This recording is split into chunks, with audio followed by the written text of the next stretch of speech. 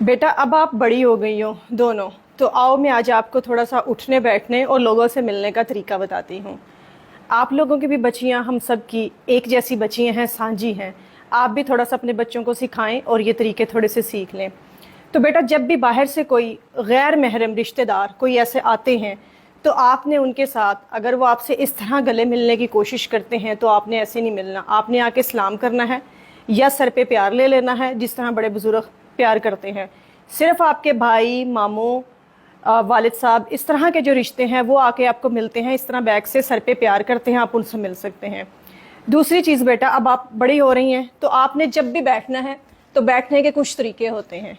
जब भी आपने किसी के सामने बैठना है, स्पेशली मेल पर्सन बैठे हों या फीमेल भी हों, तो कभी भी आपने इस तरह नहीं बैठना। अपनी टांगों को हमेशा बेटा कवर करके बैठना है, इस तरह या फिर इस तरह। ये बहुत ज़्यादा जो है वो एक सोबर लुक देता है, बजाय ये कि आप टांगें खुली करके बैठे। और दूसरी चीज़, जब भी आप बैठे आपने ये ध्यान रखना कि आपकी ट्राउज़र ने आपकी पिंडली को छुपाया हुआ है। जितना भी मॉडर्न दौर हो, जितनी भी आपकी दोस्तें आपको कहें कि तुम पेंडू हो, तुम शलवार नीचे तक ट्राउज़र पहनती हो, बिल्कुल आपने परवाह नहीं करनी। आपकी पिंडलियाँ छुपी हुई होनी चाहिए, पूरी टांग आपकी कवर होनी चाहिए, चाहे आप इस तरह बैठ रही हैं, चाहे आप इस तरह बैठ रही हैं, चाहे आप कहीं चल के जा रही हैं। और एक चीज़, जब भी बेटा आपने खड़े होना तो खड़े होने से पहले पब्लिक प्लेस में या कहीं भी या मेहमानों के सामने पीछे से अपने कमीज़ को लाजमी ठीक करना है। चलते हुए मेक श्योर होना चाहिए कि आपकी शर्ट पीछे से कहीं भी अटकी हुई नहीं है।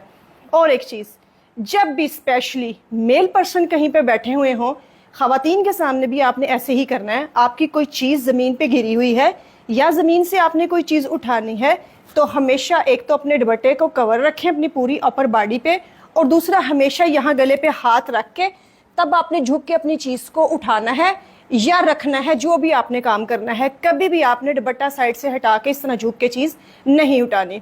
और एक बात बेटा, जब भी कभी पब्लिक से आप गुजर रहे हो, पब्लिक प्लेस पे आप गुजर रहे हो, आपको जितनी भी शदीद खांसी आ रही हो, आप कोशिश करें कि आप उस खांसी को रोकने की कोशिश करें।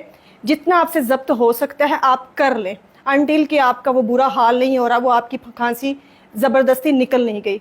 वरना सुनने वाले जो मेल पर्सन या लड़के वहाँ से गुजर रहे होंगे, शायद वो ये समझे कि आप उनको मतवज्जो करने के लिए खांसी कर रही हैं। अगर करने की ज़रूरत भी पेश आए तो मुंह पे हाथ रख के दबी आवाज़ में खांसी कर लें।